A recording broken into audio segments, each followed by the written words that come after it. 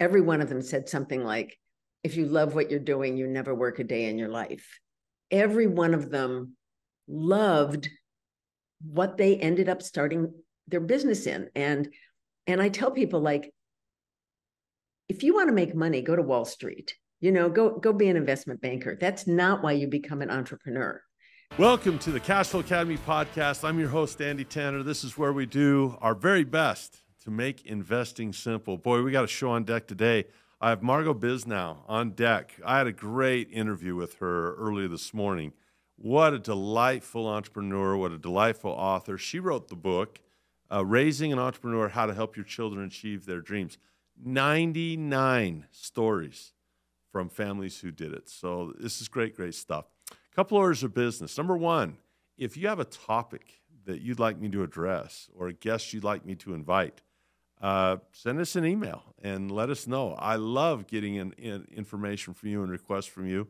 We're here to serve. So keep that in mind. Send us a message about what type of things you'd like us to comment on or do shows on. So that would be great. And then the second thing is we've got a great new website out. People want to know how to be a better investor. What are the things I can learn to do this better? So we have a new website called yourinvestingclass.com. It's free. You'll be a better investor instantly. I take you through the 4 things that people can learn and know and get better at and have fun while they invest, make more money, and increase their cash flow. You'll love the website. So that's yourinvestingclass.com. Go check it out, register, and take a free class. And we get to delve into that stuff, make it even more simple. The interview, fantastic. This is a delightful human being. Margot Machol Bisnow. And she wrote Raising an Entrepreneur, How to Help Your Children Achieve Their Dreams, 99 Stories from People That Did. Her website is raisinganentrepreneur.com. We speak in this interview about parenting in terms of what's the difference between loving your child and believing in your child.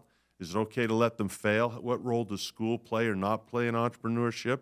If you're a parent that's not an entrepreneur, but you see your daughter or your son, they got an energy for that, where do you guide them? What's the guidebook? Lots of great stuff, lots of stories. You're going to love this interview. You're really going to love Margot. So with that, let's hop into my interview with Margot Bisnow. So Margot, welcome. I'm here with Margot Machol Bisnow, and we've had a little chance to chat before we actually started recording, and just as delightful as you can be. Her credentials, I mean, gee whiz, writer, White House Council on Economics, I believe, FTC commissioner. That I bet you could tell a lot of stories about business from being involved in the FTC. But just to begin, give us a little bit more of your background and why you decided to write Raising an Entrepreneur, How to Help Your Children Achieve Their Dreams, and 99 stories of people that did. So tell us a little bit about yourself. Honestly, my background has nothing to do with why I wrote the book. I wrote the book because my older son, Elliot, started an organization in 2008 called Summit, which was Conferences of Young Entrepreneurs. And we didn't actually know that many entrepreneurs at that time. And I was just so curious how they'd turned out that way, how they'd been willing to risk so much and work so hard to achieve their dreams. And I'd ask them, and every single one I asked said the same thing. They said, I had someone who believed in me. I had someone who told me I could do it. I had someone who told me they knew if I, put everything into it, I could succeed. And I was so struck by this. And I just kept talking about it. And finally, my kid said, Mom, stop talking about it. You have to write a book. And I said, I can't write a book. And they're like, Mom, you have to write a book. So I wrote a book.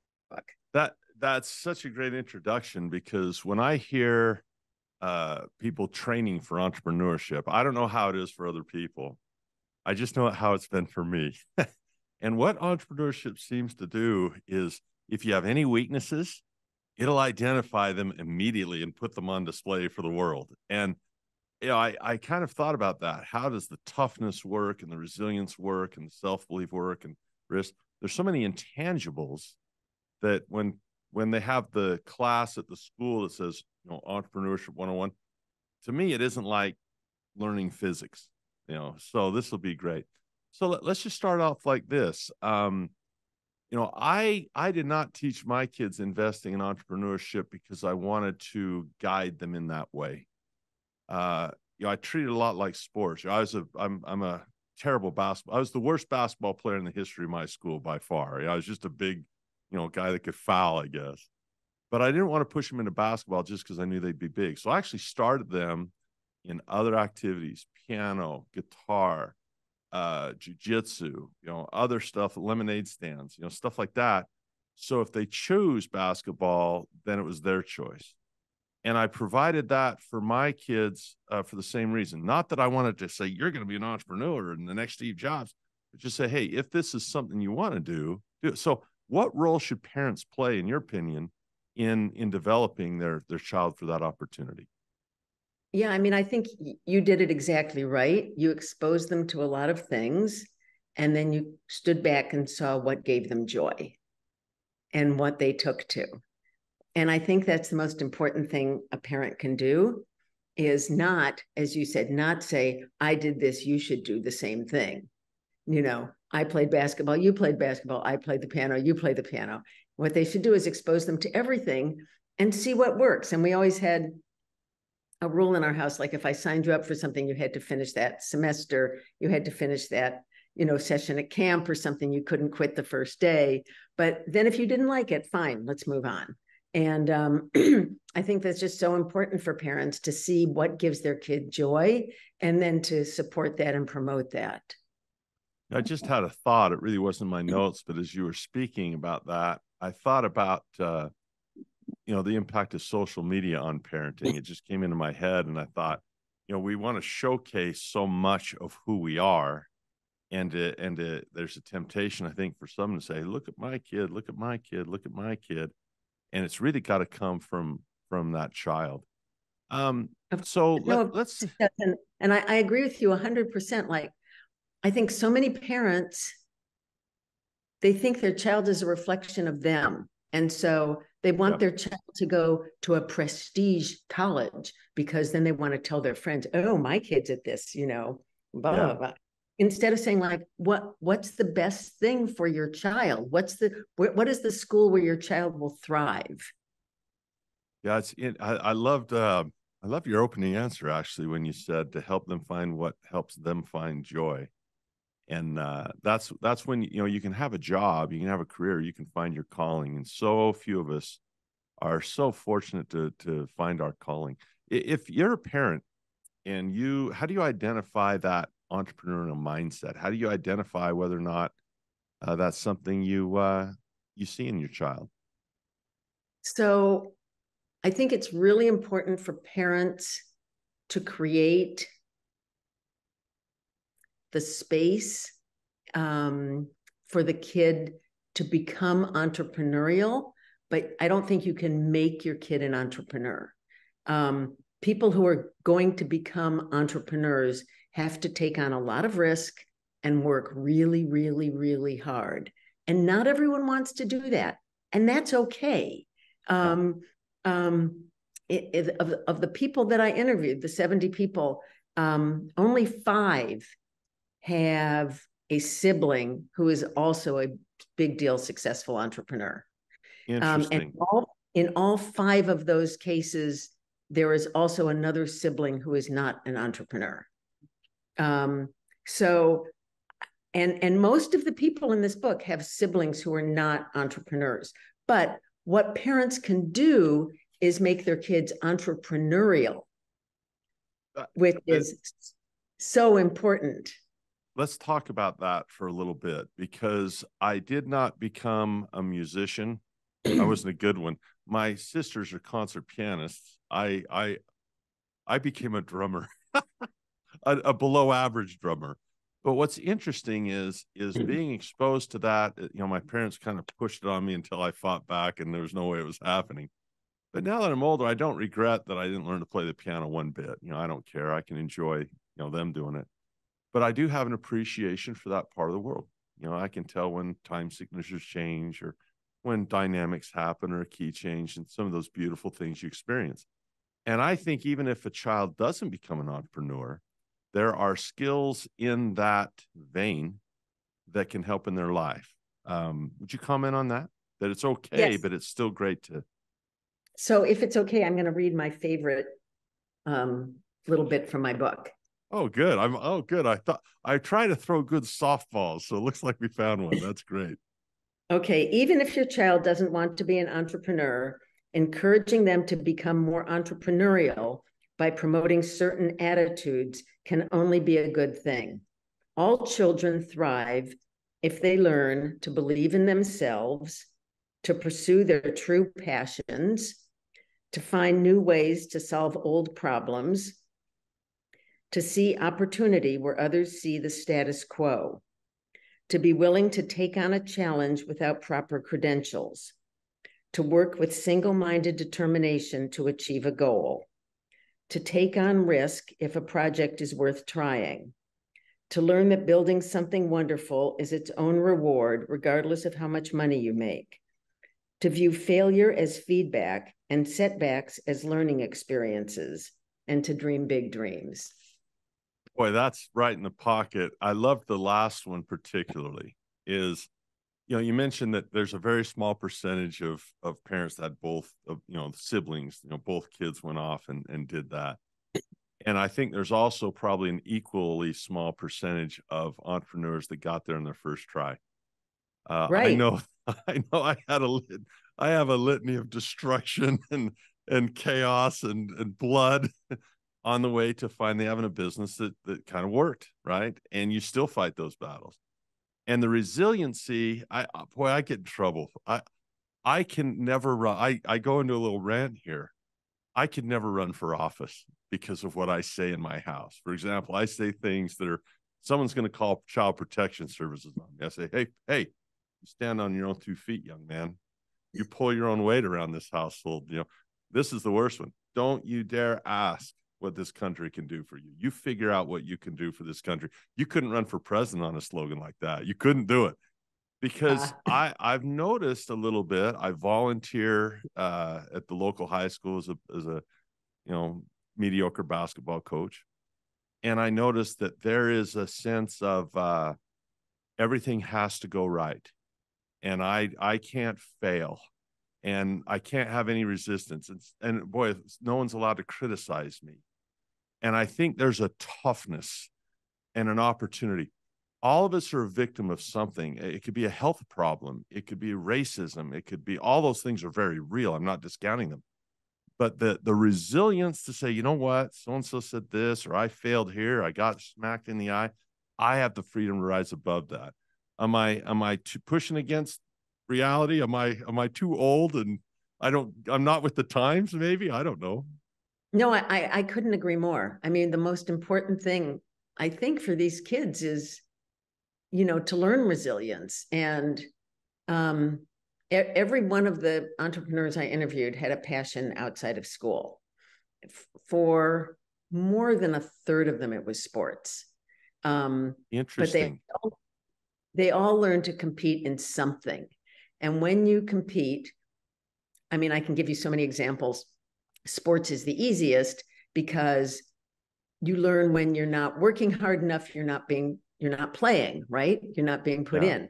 You learn that when, how do you win when you're not on your A game?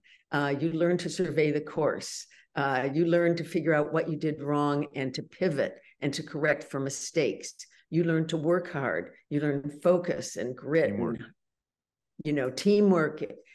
Just you learn not to be afraid to fail. You learn failure is how you learn and grow.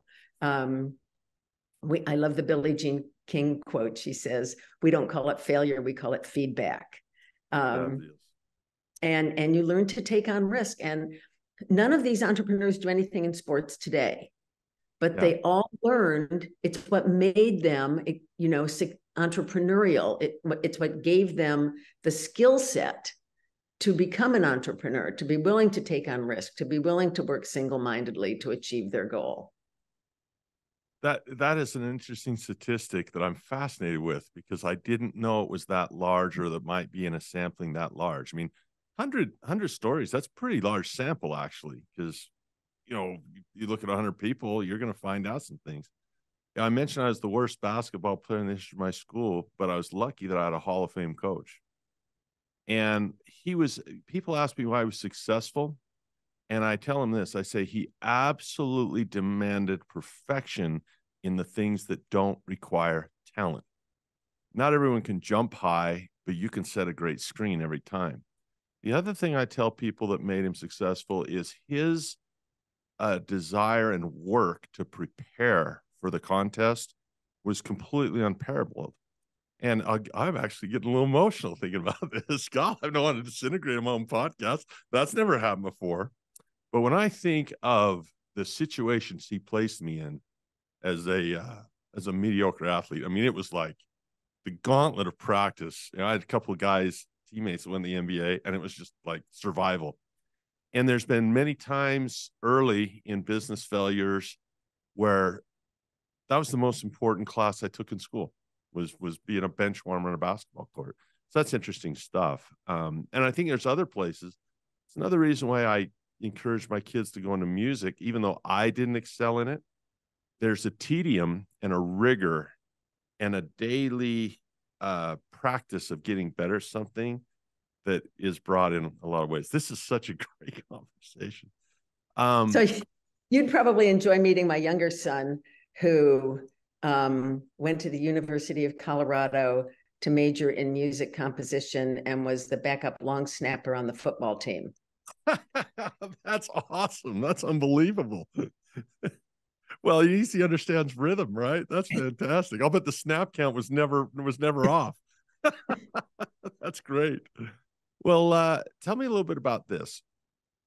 Let's say that I'm a parent and I have a job. When I was a young boy, I'd drive around. My dad had an old Volkswagen bus that was beat up, and my friends would see me in that bus, I'd duck and didn't want to be seen in this bus. And I always looked at these businesses, and I thought, how do you do that? I didn't learn that in school. How do you become a business business owner? So let's say your son or daughter decides, they say, Dad, I like to own my business. Dad doesn't know how to do that. I think a good place to start would be to pick up Raising an Entrepreneur, How to Help Your Children Achieve Their Dreams. That sounds like a good place to start to me on Amazon. But what would you say to a parent that says, look, my kid, they have these tolerances of risk, they're go-getters, they're passionate, but I don't know where to guide them. So almost none of the parents in this book were entrepreneurs. So almost none of the parents of the entrepreneurs I interviewed could guide their kids. One of the few, I'm just trying to think, Jonathan Neiman, who started Sweet Green when he graduated from college. His parents were immigrants and they were hustlers. And so, he said he grew up in sort of a household of immigrant mindsets. And his two co-founders who he met at Georgetown also came from immigrant parents whose parents were like hustlers and entrepreneurs that way. So for me, by the way, an entrepreneur is anyone who starts anything. So it's an actor, it's an activist, it's someone with a nonprofit, it's someone with a for-profit. So John Chu, the movie director, who did Crazy Rich Asians and In the Heights, and now he's doing Wicked.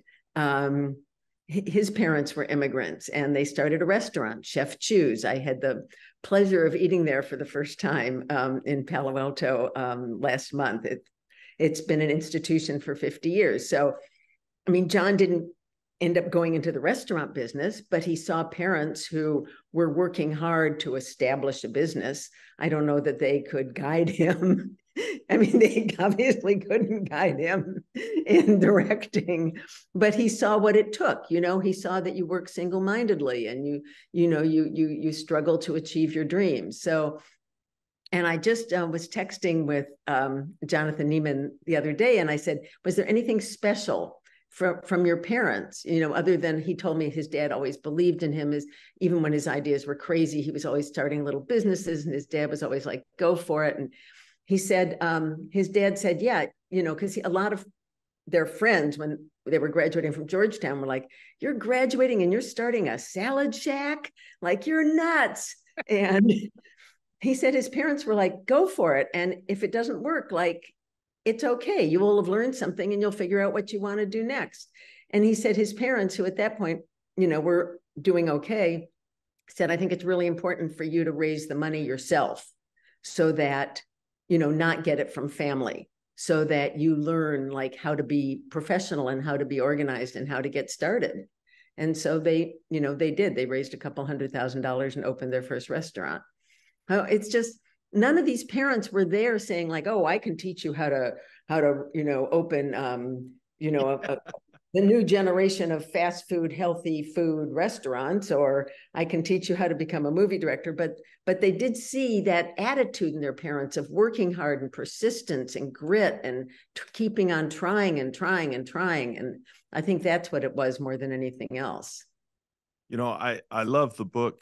Warren Buffett's mentor was Benjamin Graham, and he wrote The Intelligent Investor. And when you read that, you think you're going to be a smart investor, the intelligent investor. We're going to gather intel. And actually, I read that book about once a year just to review it. And it's really about a temperament. It's a book on temperament, much more so than, he has The Intelligent Investor that's about this big. Then he has a doorstop called Securities Analysis, about that thick, about 25-pound book. But The Intelligent Investor is about this. And as I listen to you, we've mentioned grit and toughness and resilience. I also think that there's a passion element to this, that it, I think it was the happiness advantage or something I read that said you have job, careers, and callings. And man, when you can live your passion, there seems to be a fuel that you can draw on. I think about Warren Buffett a lot. He and Charlie Munger, Charlie, I think, is 99 or 100. Buffett's 91, 92. And here's a guy at 91 years old that gets up in the morning, drives through the drive-through McDonald's, and goes to work. And people often say, if you want to learn to retire, follow what Warren Buffett does. I'm like, wait a minute, retirement, that dude never retired. I mean, he's still going. And the reason he still goes is he absolutely loves the game. He loves what he does. Everything's going to charity now. He gets up in the morning and says, how big can I get it? How much money am I going to leave to my favorite causes? That's passion. Because I don't know, at 91, my business will kill me before I get to 91. Would you comment on that passion element? What did you find as you spoke to these people? Yeah. So every one of the entrepreneurs I interviewed had a passion outside of school when they were growing up. And every one of them told me some version of, I remember Jonathan Neiman telling me, but every one of them said something like, if you love what you're doing, you never work a day in your life. And every one of them loved what they ended up starting their business in. And I tell people, like, if you want to make money, go to Wall Street. Go be an investment banker. That's not why you become an entrepreneur, because it's like not, definite that you're going to succeed.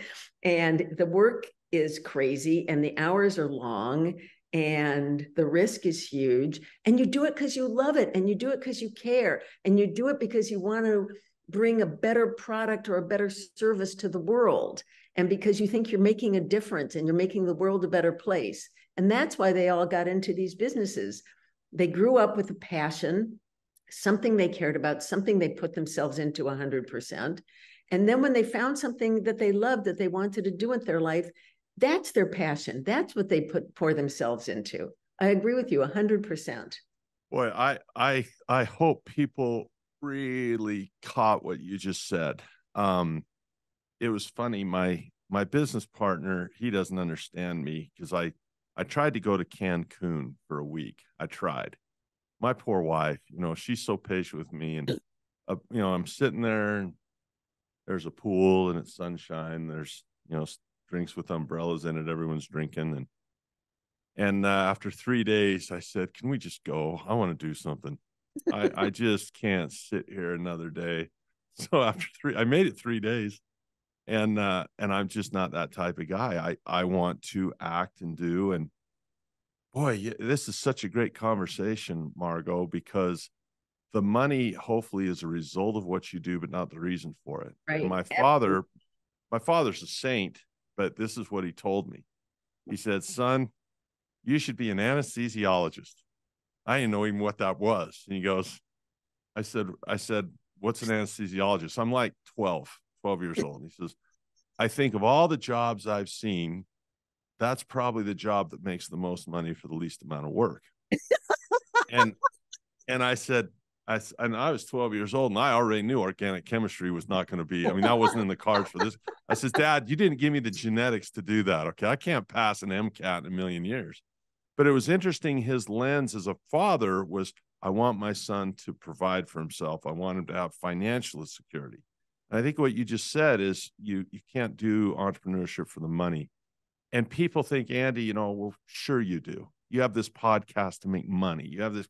Certainly, an enterprise is going to make money, but hopefully, you have a mission that is deeper. And I don't have a plan to retire. I'll do this as long as people will listen to me. That's great. So No, it's I agree. Like people don't become entrepreneurs because they think that's, they're going to make $1 million. It's just not, it's too unpredictable. And you have to love what you're doing. You have to want to do it.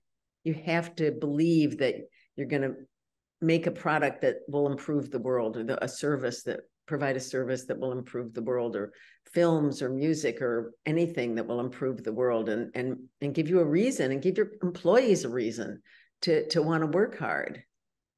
I would love your opinion on this, because we live in a society where, boy, well, first of all, we're very balkanized in views already. I've never seen anything like it in my life. Right. But people always say, this is good, this is bad, this is good, this is bad. You do this is a bad idea. I look at school, and I have a different view of school. I will not allow the school to push me out of the steering wheel of being the chief teacher of my kids. In other words, it's not the school's responsibility to teach my kids the important stuff. I really appreciate they help them with the math and the physics. That really is a great help. But all these other things we've talked about, toughness, resiliency, respect, love, passion, unselfishness, those lessons are like, they can't do that as well as I can do it. And yet I still embrace the school, because I think there are some hardworking teachers. There's good and bad in every possession or every profession. So I did sort of a hybrid. I said, look, if you're going to go to a class, I'm not going to demand an A from you. You get to choose what your grade you want, but give it your best. When you're done, give it your best. Even if it was hard, give it your best. We kind of had a hybrid of homeschool and public school in my home. How do you see the role of school? Because frankly, my entrepreneurial personality, I didn't do well in school. My kids have done well, but I was a train wreck in school because my passion was elsewhere. So how do you comment on that? Yeah, so that's another thing that was really interesting to me when I was interviewing all these entrepreneurs, is how many of them really weren't happy in school. So a third of them graduated in the top of their class from top universities. A quarter of them got advanced degrees. A quarter of them dropped out of college. Others didn't even go to college. Many of them were very unhappy in school. Many of their parents had to take them out of the big public school and put them in a small private school, take them out of the small private school and put them into a big public school, take them out of both schools and, homeschool them, send them overseas to a school. Like, a lot of these kids were unhappy, and some of the schools kind of were willing to work with the parents, and some of them were just, the kids just kept having to transfer because it just wasn't a good fit. I remember Adam Braun, who started Pencils of Promise and now Climate Club. His mom told me that the teacher called and said, he can't sit still. And she said, well, couldn't he just sit in the last row of the class? And then if he has to stand up, it won't bother people. And the teacher was like, oh, okay. Wow. And Benny Blanco, who's become one of the top songwriters in the country with like 20 number one hits. His mom told me that she would get a call from his kindergarten teacher every week saying, Benny won't sit in the circle. And she would say, so? Yeah. So, like, and a lot of these kids, it's just, what makes someone a good entrepreneur? Someone who's willing to challenge the status quo, someone who's willing to say, maybe things should be done differently, someone who has a different path. And schools oftentimes don't like those kids. And it's just difficult. School is a fish hatchery in a way. It's a prison of protection, because you want to protect those fish and grow them, and then you send them out in the wild so the angler can have fun. And I often see school is very similar. It's a prison of protection where we teach them to be good employees, and the goal usually is a job fair, to get in the rat race. That's usually the job. I'm going to go to a job fair. But there are some people who would be fired. I mean, I couldn't hold a job down at McDonald's, because I'd be at McDonald's and I said, okay, here's a Diet Coke. Oh, here's the Sprite. And I'd be terrible with that stuff. But I think there is a balance. I think there's wonderful things you can learn in school. Obviously, my college experience was huge for me, because I learned what I didn't like too. Are grades important? Do they have to get, I guess, apparently, if a lot of these guys dropped out, I mean, what should parents do with the report card? What do you think? I mean, I don't think grades are that important if the kids are working really hard at something else. So if they're playing the piano, writing poetry, playing tennis 5 hours a day, running for student government, something where they're pouring themselves into their passion, the parents should be just as happy, because that's going to help them just as much, probably more in the long run, than if they got a good grade in a subject that just doesn't work. I mean, if they're lazy, it's something different. But I think it's so important for parents to support their kids in their success in the thing they love, as opposed to, oh, you need to go study, don't be wasting your time doing this thing that's so important to the kid. I think it's not just that the grade isn't important, it's the parent's attitude about the grade that's important. And also, following up on what you just said, I hope colleges will stop just admitting kids who are good students and take good tests, or good at test taking, because these are not the kids who are changing the world. Boy, what a great insight there. Our school system's interested. It's the same thing we did in the early in the 1800s. There's a room, you go in, there's a teacher, they tell you what to do. Boy, AI is going to change this, I think. Isn't it going to be amazing that AI is going to have kids take a personality test, and it might teach math in 30 different ways that's customized to how that kid learns well. It might teach, geography in 30 different ways, because it'll tailor it to that individual kid. It's going to be incredible what happens with that. Hey, I'll tell you what, everyone. I hope you've enjoyed this conversation much as I have. And I tend to like to sell books on my podcast. They always say, never turn your podcast into an infomercial. I'm like, why not? If what you have is worth buying, then do it. So maybe that's the entrepreneur coming out in me. But I'll tell you how I offer my audience knows how I sell books. I say, look, you've just had a chance to listen to Margot, and if you're anything like me, you find she's delightful. And if I said, hey, I'm going out to dinner with Margot next week, you want to come? You want to come? You want to pick her brain over dinner for like an hour? And you'd say, yeah. I says, okay, great. You have to pick up the tab then. And most people would say, yeah, I'd like to do that. She's had 99 stories, 99 people that have been successful. That's going to be an interesting dinner. Well, let me tell you what, for less than dinner and drinks, you can go to Amazon.com right now. And as someone who's been a ramshackle, there you go. Yeah, that's what I'm talking about right there. Look at that. Click. We call that pretty pictures in the presentation industry. But go to Amazon right now, okay? Or you can go to raisinganentrepreneur.com and imagine what insights are there. If she's spoken to 99 different stories of this has happened, there's something in there for you. And if you love your children, boy, that's a good angle right there. If you love your children, which I know you do, seriously, go pick up a copy of Raising an Entrepreneur, How to Help Your Children Achieve Their Dreams. What a great subtitle. Who doesn't want to do that? 99 stories from families who did. Stay on for a bit so I can properly thank you for your time. Any final words about the future, about the kids?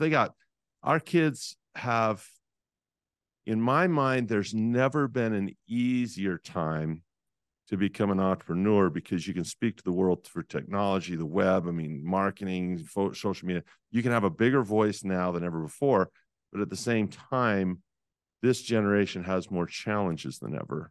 And I think resiliency is important, but I'll give you the last word. What would you say to people, general advice to people with their kids on this topic? Thank you so much, Andy. This has been such a fun conversation for me. I would just tell parents, believe in your child. That's not the same as loving them. Every parent loves their child.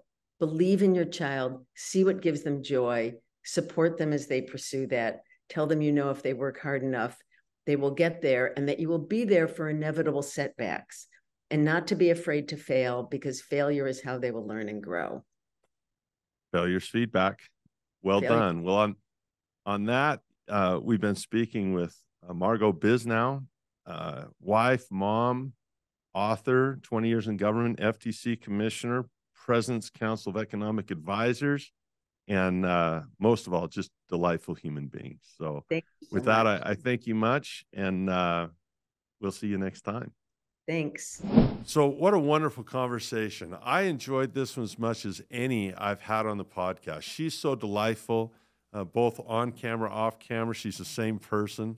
And so pick up a copy of Raising an Entrepreneur, How to Help Your Children Achieve Their Dreams, 99 stories from people that did it, or from families who did it, and check that stuff out. Another thing, remember, the website is, what is it? It's yourinvestingclass.com. That's yourinvestingclass.com. Learn the 4 things that I teach my kids. Learn the 4 things I teach people that will instantly make you a more effective investor. It's free. Register. Enjoy the class. You've been listening to the Cash Flow Academy podcast. I'm your host, Andy Tanner. We'll see you next time. You've been listening to the Cash Flow Academy podcast with Andy Tanner. For more information on investing made easy, go to thecashflowacademy.com.